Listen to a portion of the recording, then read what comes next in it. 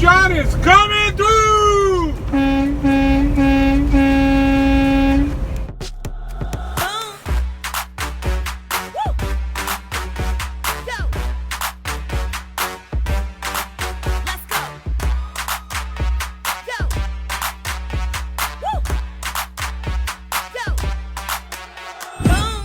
Hey everybody, welcome to Driving with John. It's been a long time since I made a long form video, but I've been making shorts like crazy. Go check them out.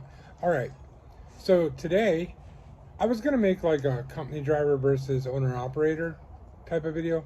Honestly, there's hundreds of those out there.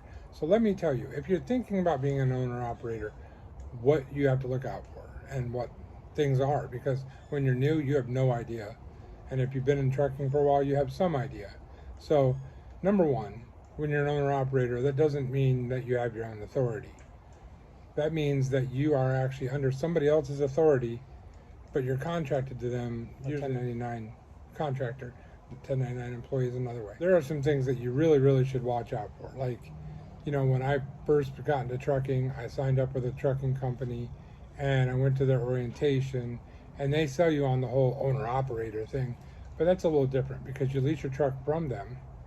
The trucks are, you know, some of them are brand new, some of them are a few years old, but they've already leased them to other people and collected money. Now they're collecting from you. The payments are normally, you know, and this is years ago, $1,100, $1,200, $1,300, $1,400 a week, not a month, a week for your payment. So, you know, you got to realize if you're going to be an owner operator and you're paying, let's say, $1,000 a week. Let's just go low end, $1,000. You're going to have to make at least that $1,000 to pay for that truck payment. You also have to pay for your fuel. Now, most of those big companies that under lease, you know, most of them will cover the repairs because it's under warranty and things like that. But you also have a maintenance account that you're giving to. Whether you know it or not, you are. Any good company will make sure you have a maintenance account because maintenance happens. So those are some things that you got to be careful about because they sell it and they make it sound very attractive. And when I was brand new, I fell for it too. And I will tell you that you need to read that contract carefully. You'll find out at the end they're going to promise you this big bonus at the end. And the carrier I went through, they whittled that bonus down. They measured the tires and charged me per, I think it was a 1/16 of an inch of tread that was missing. They charged me for normal wear and tear on the truck, like things that weren't accidents or anything like that, like, you know, your electric cables and your hoses, air hoses, you know, they'll sway on the back and it scrapes the back of the truck. They'll charge you for repairs on that. They'll charge you for everything and anything you could think of. You know, even if you clean out your truck really nice when you turn it in, they're going to charge you to clean your truck. They're going to charge you for a new mattress for the truck, for the next guy they're going to lease it to.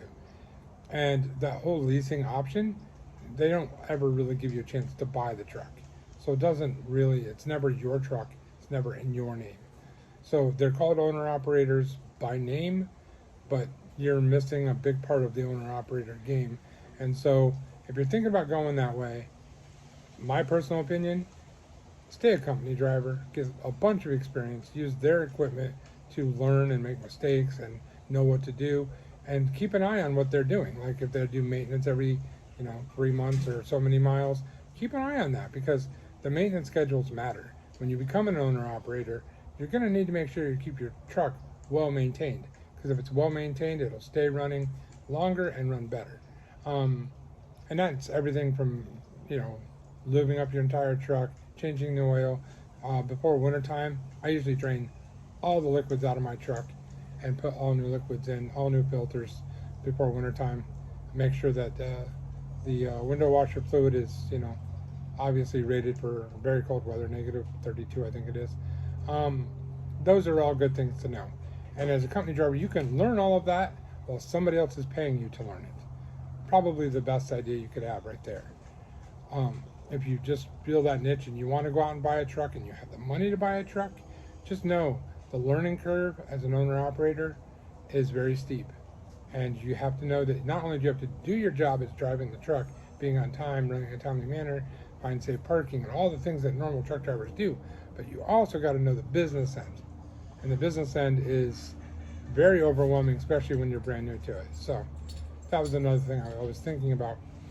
When you're owner-operator, there's more that goes into it. If you're leased onto a company, like I don't tell people who I'm leased onto, but the carrier that I'm leased onto now and the carrier I was leased onto before did the same thing.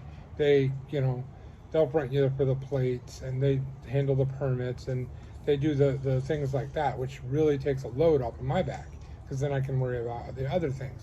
The other things that you need to worry about is the operation of the truck. I mean, I'll give you a great example. You've seen those beautiful long-nosed Pete's and Kenworths and beautiful old trucks out there, right? Yeah, I've seen them. There are beautiful trucks. But I don't drive one of those. Mine's fiberglass, a Mack 2015 Pinnacle. And I don't even get the best gas mileage, but I still get 7 to 8 miles to the gallon, where they're getting like 5 to 6 miles to the gallon. They're just not made to run fuel efficient. And in today's world, with the price of fuel and the cost of loads, I said that backwards, the cost of fuel and the price of loads, you really need to keep your overhead down and your revenue up. You want to make sure that you have a fuel efficient truck. In your fuel efficient truck, you want to make sure that you are doing what you can to keep your fuel consumption down. Don't idle your truck at night. If you have an APU, that's another huge plus. Don't idle your truck at night.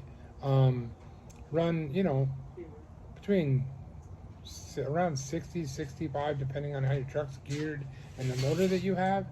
My truck, I can actually run a little higher. I can usually run 65 to 70 and still get 7 to 8 miles per gallon. But that's because the way my truck is geared, I can do that. But when you do that, you lose a little bit of power on the hills too. So it is what it is. But these are all things that you have to think about. It's not like being a company driver where you don't think about any of that ever. So I'm sure there's a million other things I'm forgetting. Just do me a favor. If you're a truck driver and you know what I'm talking about, feel free to list in the comment section below everything that I didn't say, because there's a ton of it out there. And I always look for nuggets of wisdom from all the drivers out there, because they help me be a better driver, and they can help you be a better driver. Just read the comments, watch the videos, and learn what you can learn. So it's been great making videos. I love doing it, and the shorts have been a blast lately. My channel is growing. I just want to say thank you for watching. Thank you for all your support.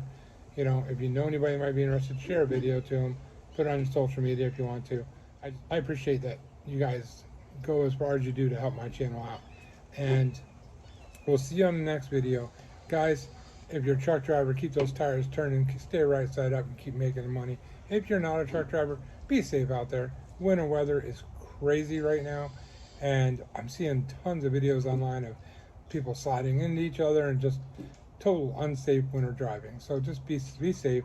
Give the truck drivers room. Truck drivers give the cars room. Everybody, we gotta live here together. Peace out.